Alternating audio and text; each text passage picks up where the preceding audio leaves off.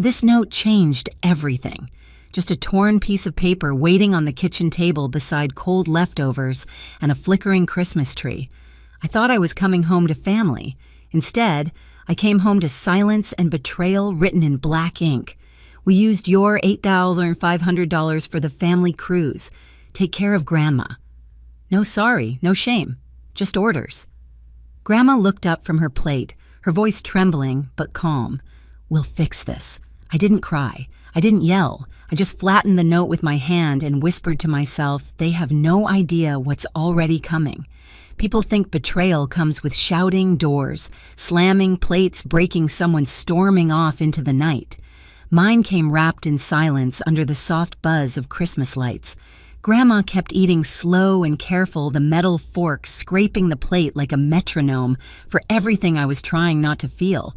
Her sweater smelled faintly of lavender and dust. She looked smaller than I remembered, like the air had thinned around her. I sat down across from her, the note still on the table between us. Did they at least call, I asked. She shook her head. Left yesterday morning, said the ship wouldn't wait. Her voice cracked on ship. It hit me then, the timeline. They'd taken my money days ago and never planned to tell me, not even a message. All those years of being the reliable one, the responsible one, the one who never said no because family came first. I was the savings account with a heartbeat. I looked around the kitchen, trying to find any trace of them. Half-empty wine glasses, a lipstick mark on a mug, a paper ornament I'd made when I was 12 still hanging lopsided on the tree. It wasn't just quiet, it was abandoned. Grandma cleared her throat. You shouldn't waste your anger on them, sweetheart. I'm not angry, I lied. Just surprised. But anger was already crawling up my throat, hot and sharp. She pushed a small envelope toward me. They told me not to worry about groceries. Said you'd handle it. Inside were receipts, gas stations, online, orders, restaurant tabs, all charged to her card. I stared at them until the numbers blurred. They used your pension, too. Her eyes darted away. Just for a while. Your mother said she'd put it back. I wanted to scream, but the sound wouldn't come. Instead, I folded the receipts, lined them up beside the note. Patterns, evidence, motive. My brain was already switching modes from hurt to analysis. Grandma must have sensed it. Don't do anything foolish. I won't. I said, though, the word foolish tasted wrong, because this time I wasn't the fool. That night, I couldn't sleep. The house creaked like it remembered too much. I kept replaying every moment I'd said yes when I should have said no, the tuition loan for Liam's kid, the emergency fund for Maya's car trouble, the bail money for Dad's gambling debt. Each memory clicked into place like a lock turning. At 2 a.m., I opened my laptop. My fingers hovered over the keyboard, heart pounding. If they'd used my money for their cruise, I wanted to know how deep the hole went. I started with Grandma's bank. The login still saved under family. Transactions blinked across the screen, withdrawals, transfers, payments to names I recognized, and some I didn't. Every click peeled back another layer of the lie. By dawn, the anger wasn't burning anymore. It was cold, focused. Next to me, Grandma stirred awake and whispered, "You're still up." I nodded, eyes fixed on the screen. "Go back to sleep, Grandma," I said softly. "We'll fix this our way." Morning light crawled across the kitchen tiles, turning the mess of papers on the table into a battlefield. Statements, receipts, withdrawals, all signed with the same careless handwriting my mother's. I should have felt broken. Instead, I felt awake, the kind of awake that burns through exhaustion. Grandma shuffled in her slippers, whispering against the floor. "You didn't sleep," she said. I shrugged. Didn't need to. She watched as I drew lines between transactions, circling names, matching dates. "You used to love puzzles," she said softly. "This one's overdue," I replied.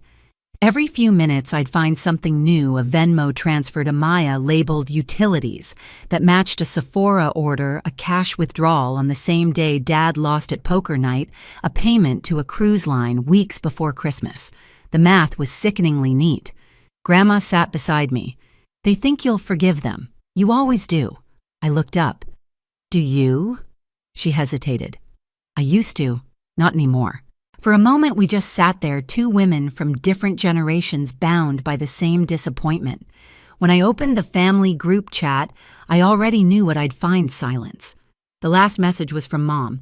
"Transfer the loan soon. We need to book before prices go up. No please, no thank you, just assumption." I stared at her words until the screen dimmed. Then I typed a single period and sent it. A punctuation mark for the end of my patience. The next day I called my mother's number, straight to voicemail. The recording chirped, cheerful and hollow, "Hi, you've reached Rachel. Leave something worth listening to." I hung up. That evening, Grandma brought out an old ledger, her handwriting careful and looping. "These are my pension deposits," she said. "Start with 2016. My breath caught. "That's when she took your login." She nodded, lips pressed thin. I told myself it was temporary. But the temporary things always last the longest, don't they? We worked until our eyes burned.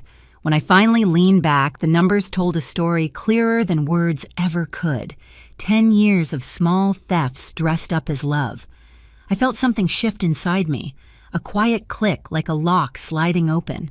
I wasn't going to argue. I wasn't going to beg. I was going to document everything. Grandma squeezed my hand. "What are you thinking, sweetheart?" I met her gaze. "That they picked the wrong person to underestimate." She smiled faintly. "We'll fix this." "Yeah," I said, "but this time we'll fix it right." As the clock ticked past midnight, I created a folder on my laptop labeled Proof. Inside it, I began to build my case screenshots, transfers, every message that once made me feel guilty, now refiled as evidence. For the first time, guilt wasn't mine to carry. And somewhere in that silence between the hum of the fridge and the tapping of my keys, I realized something: they hadn't just stolen money. They'd handed me every tool I needed to end this story my way. By the fourth day, the house didn't feel haunted anymore. It felt like a war room. The kitchen table was covered in rows of printed statements, each one held down by a mug or a spoon so the heater wouldn't blow them away. Grandma called it organized fury. Outside, snow had buried the mailbox. Inside, I buried the last trace of guilt. I'd spent the past 3 nights tracing every payment: cruise deposits, jewelry orders, a home improvement loan that went straight into Maya's checking account, every dollar of mine and half of Grandma's repurposed for their good time. That morning, I opened my laptop and dialed a number I never thought I would. Natalie Shaw, an attorney I'd driven for once during an Uber shift. She'd left a business card on my seat: Elder Financial Abuse Specialist. Back then, it was just a name. Now it was oxygen. When she answered, her voice was calm and clipped. "Natalie Shaw." "Hi. You probably don't remember me, but I do," she said quickly. "You're the driver who refused to charge me extra when my flight was delayed." "That's me," I said, exhaling. "I think I need your help." She didn't waste time. "Tell me everything." By the end of the call, I had an email address, a checklist, and a plan. Natalie's voice stayed steady through my shaking. "This isn't a family misunderstanding, Tegan. It's a felony. But we'll keep it quiet for now. Let them come back first." When I hung up, Grandma was watching from the hallway. Her face was unreadable, but her eyes glimmered with something between pride and fear. "You called a lawyer," she said. "I called protection," I corrected. The next hours were methodical. I scanned receipts labeled folders, transfers, cruise payments, luxury purchases, evidence of neglect. Every file I renamed felt like reclaiming a breath. At noon, Grandma shuffled in with 2 mugs of instant coffee. "You're shaking," she said.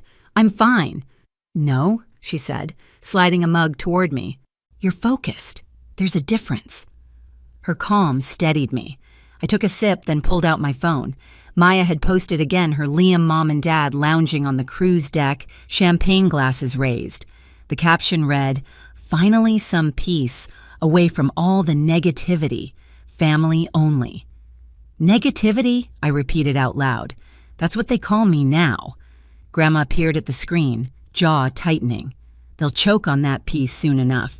We laughed soft, brittle laughter, but it was the first time I'd heard her laugh in months.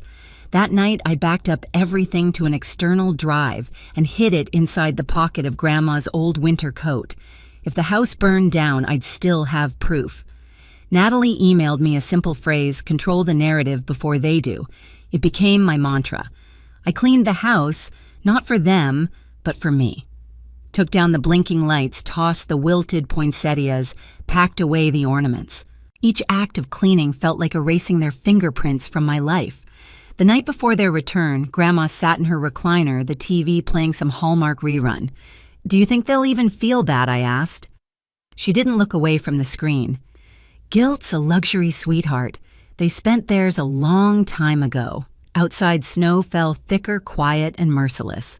I imagined them coming home, laughing loud, dragging their suitcases over the same floor they left covered in crumbs and lies. I pictured the moment they'd see me sitting there waiting. Before bed, I drafted an email titled, "Formal Report Elder Financial Abuse." I attached the documents, wrote the summary, then saved it as a draft. Not yet sent, but ready. That was my peace, knowing I could detonate it any time. As I turned off the light, Grandma's voice floated down the hallway. "Remember what I said that night?" she called. "Which part will fix this?" I smiled into the dark. "Yeah, tomorrow we start." The next morning, sunlight spilled across the living room, too bright, too clean.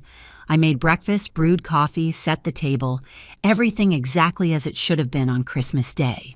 A quiet stage for a loud reckoning. Then came the sound I'd been waiting for, tires crunching on ice doors, slamming laughter echoing through the front yard. Their voices the same ones that once made me flinch, now just noise. I straightened my sweater, glanced at Grandma, she nodded once. The front door swung open. They were home. And this time I was ready. The front door swung open with that old familiar squeal. The sound used to make me happy back when it meant family coming home. Now it just meant the storm had arrived. "Couldn't you at least shovel the driveway?" Mom's voice cut through the cold air before she even stepped inside. Rachel Harris, queen of calm cruelty, still in her sunglasses like she was allergic to reality. Dad followed, red-faced and bloated from buffet food, dragging 2 suitcases that looked heavier than his conscience. Behind them, Maya stumbled in her nails, perfect, her voice sharp. "God, it's freezing. You could have turned the heat up." Liam was last carrying himself like a man who believed no one could touch him. No one spoke to Grandma. They brushed past her like she was furniture. I sat at the kitchen table, the same table where I found the note where this all began. My laptop was open. The screen glowed soft blue. "Welcome home," I said evenly. Mom froze when she saw me. "Tegan, you're still here," I smiled. "You told me to take care of Grandma." Maya laughed bitter. "Oh, come on. Don't be dramatic." Grandma, sitting quietly in her chair, didn't even look up. "I'm too old for dramatics," she murmured. I gestured toward the chairs. "Sit." They exchanged confused looks, but sat down, Rachel at the head, like always. I waited until the sound of their chairs scraping faded. Then I clicked play. The first file on the screen was a spreadsheet, rows of numbers, dates, payments, transfers from Grandma's pension, withdrawals from her account. The title at the top read, "Funds Misappropriated by Rachel Harris and Family." For a few seconds, no one spoke. Just the sound of the ceiling vent humming. Dad leaned forward, squinting. "What the hell is this?" "Your vacation itinerary," I said. Rachel's smile faltered. "Where did you get—" "From the same place you got my savings," I said. "Grandma's bank." I turned the page, screenshots of messages between Rachel and Maya. Rachel: "He won't notice the cruise deposit missing. He trusts us." Maya: "He's too soft. Plus, who leaves Grandma alone on Christmas anyway?" The color drained from Maya's face. You went through our phones." "No," I said. "You left your cloud backups unprotected. Turns out honesty isn't the only thing you're bad at securing." Liam slammed his hand on the table. "You can't just spy on your own family." Grandma's voice sliced through the room, calm and deadly. "You stopped being family when you started stealing from me." Silence. Heavy. Absolute. I clicked another file. This one was audio. Ava's voice trembled through the speakers. They said if Tegan didn't send the money, they'd just leave her and deal with it later. I couldn't stay quiet anymore. Liam shot up. "You recorded my wife." "She asked me to," I said. "Because she was done lying for you." Dad's chair scraped back as he stood. "You little snake. You've been digging into our accounts like someone who's tired of being robbed," I interrupted. "Yeah, exactly that." I opened the last file, a draft email already addressed to Natalie, the State Elder Protection Unit, and 2 local news outlets. The subject line read, "Formal complaint, elder financial abuse, supporting evidence attached." "You have 48 hours, I said quietly. "Return every cent, or I send this." Maya laughed a high, brittle sound. "You wouldn't. You'd ruin your own family." "No," I said. "You did that when you traded love for leverage." Rachel's voice dropped low. "You think people will side with you? You've always been the dramatic one, Tegan. The victim." I looked at her, really looked at her, at the perfect hair, the false composure, the eyes that had always seen weakness where there was loyalty. "I'm not the victim," I said. "I'm the receipt." Dad opened his mouth, but Grandma spoke first. Her voice was rough but steady. "I raised 3 children," she said slowly. "Fed you, worked 2 jobs, and you left me with frozen beans and moldy pie while you sipped champagne on a ship I paid for. You're lucky it's her handling this, because if it were me—" Her words trailed off, but her eyes did the rest. Rachel tried to smile. "Mother, let's not—" "Don't you mother me," Grandma snapped, slamming her hand on the table so hard the sound cracked through the air. The shock of it made even Liam flinch. I pushed the envelope across the table. Inside, printed copies of every document, every message. "1 copy for you," I said, "and 1 for my attorney." No one moved.